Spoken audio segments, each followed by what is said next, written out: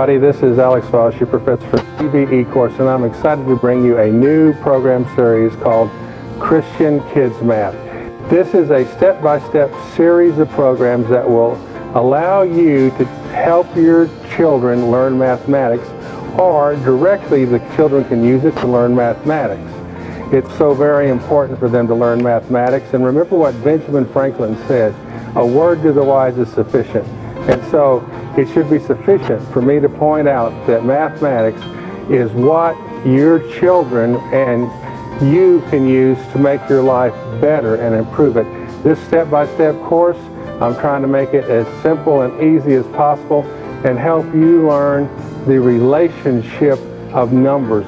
If you learn the relationship of numbers in mathematics, then you will find that it's a lot easier to understand mathematics. And let's begin by talking about numbers. Here we are at the beginning of our kids' math class, and I'm reminding you of what Benjamin Franklin said in Poor Richard's Almanac.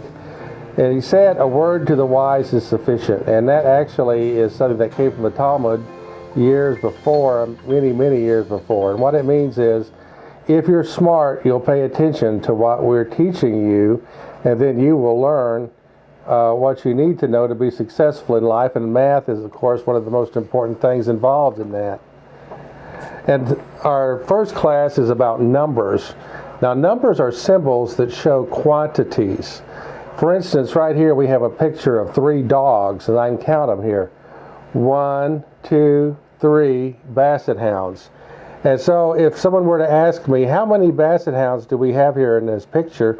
I would have to say that we have 3 basset hounds, or 3 dogs in this picture. So numbers are a way of allowing me to quantify the number of objects, or in this case dogs, that are in this picture. So that's why numbers are very, very important.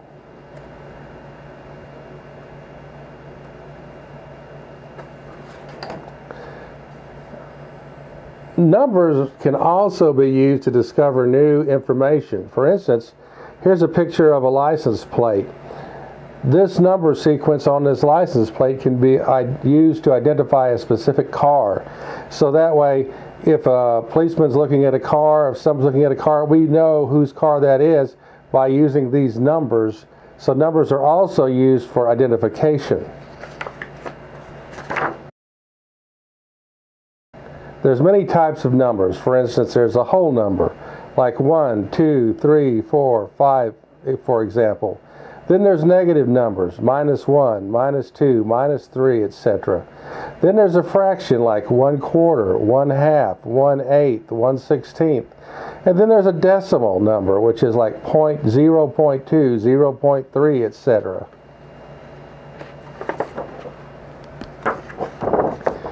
When we're studying numbers, we learn about 0. 0 is used as a placeholder number, like 100. The 2 zeros after the 1 give you a placeholder of what to make this number 100. 3 zeros makes it 1,000, and 1 zero makes it 10. 0 also exists between positive and negative numbers, where you have -3, -2, -1, then 0, then 1, then 2, then 3. There are many types of symbols that we use for numbers. Let me zoom in here a little bit and let you take a look at this. Okay, we have some examples here of symbols used for numbers. What we use primarily are the Arabic numbers, like 1, 2, 3, 4, 5, 6, 7, 8, 9, 10, 11, 12. But there's also the Roman numbers, where it's got a symbol here for 1, looks like an I if we were writing it in English. And then we just have 2 of those for 2, and 3 of those for 3. But when we go to 4, we have a V, a symbol that looks like a V, and then another symbol looks like an I on the left. And that means 1 less than 5, and so that's 4. And then this is the symbol for 5, and this is a symbol for 6. It's 5 plus 1, so that's 6. 5 plus 2, 7. 5 plus 3 is 8. And then the symbol here that looks like an X in English is actually 10 in Roman numerals. So 1 less than x is 9, so that'd be 9, the Roman numeral for 9. Then this is 10, this is 11, and this is 12. And then we use the what looks like the English letter L to represent 50, and the English letter C, which is a numeral in Roman numerals, which represents 100.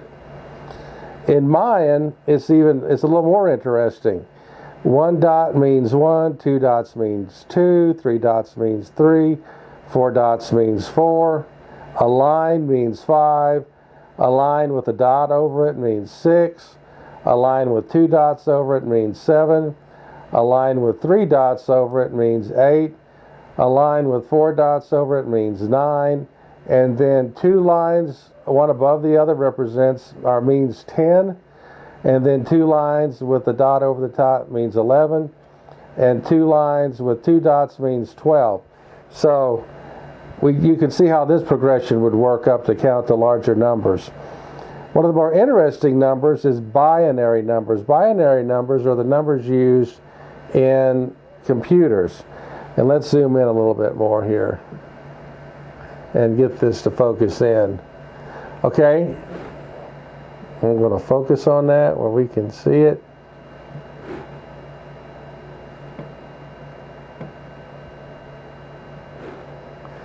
All right. Let's take a look at this.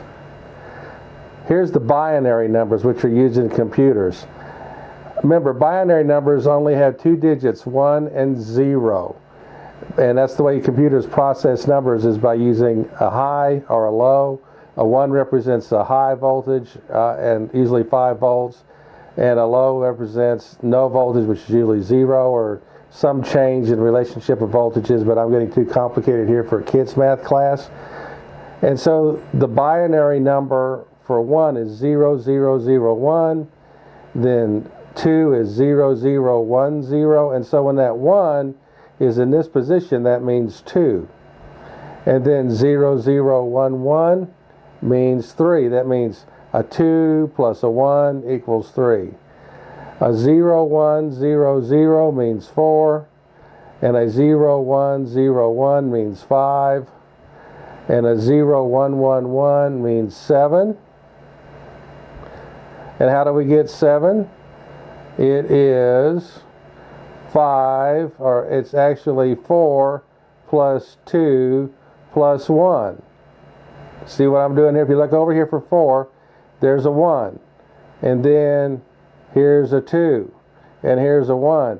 So 4, 5, 6, 7 when you count it up for the binary number for 7. So it's 0111. And then 1000 means 8. 1001 means 9.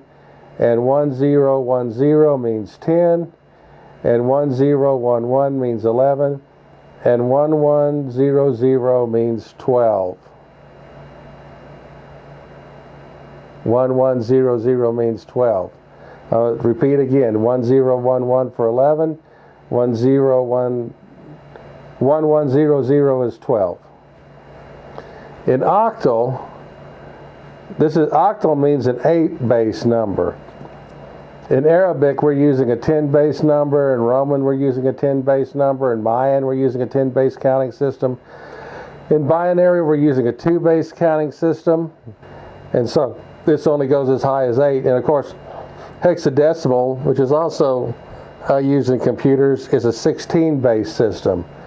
I know we're probably getting a little advanced for a kids math class, but I wanted to get this just put in here right away so that we could have it and get an understanding of it a little early. I don't expect you to grasp this all instantly, but I want you to at least be exposed to it so that you can learn from it. In octal, 1, 2, 3, 4, 5, 6, 7 are the same as they would be in Arabic numbers, or base 10 numbers.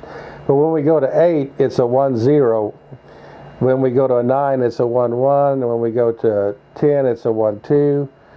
And when we go to 13, or when we go to 1, 3 in octal, that's 11. And 1, 4 in octal is 12. So even though these symbols right here look like something you would recognize in Arabic numbers, base 10 numbers, they actually mean different things if someone tells you this is an octal system. In hexadecimal, it's very similar to what we have in our base 10 Arabic system. It goes 1, 2, 3, 4, 5, 6, 7, 8, 9, 10, 11, 12. But when you get to 11, it goes A, and then 12 is B, and it goes C, D, E, F. And when you get to that one, and the next one would be 10, because this is a 16 base number system. So I really think it's important right here from the get-go to get an understanding of these different number symbols and systems, because you're going to be exposed to these. Maybe not the Mayans so much, but you will be exposed to the Arabic and the Roman. And if you are in the computer age like we are, you're going to be exposed to the binary, the octal, and the hexadecimal. I want to give you an assignment until next time. Right here we have our numbers grid with the Arabic, the Roman, the Mayan, the binary, the octal, and the hexadecimal. And I want you to draw a grid, and you'll see there's missing elements in this grid, especially over here on the right hand side.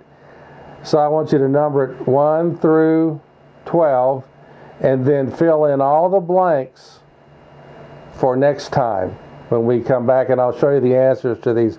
But take some time to, if you need to stop the tape, or if you need to stop viewing on YouTube, freeze it, take some time to look at this, draw it out, and fill in these empty squares and learn the relationships of these different kinds of numbers. These are symbols that represent numbers, and different systems, bases of counting. For instance, you know, this one's 10, this one's a 10 base, this 10 base, this is 10 base, this is 2 base, this is 8 base, and this is 16 base. And it will really help you to learn the relationship of these numbers, to draw this out and fill in these boxes. So for next time, draw this out and fill it in, and we'll go over it on the next one, okay?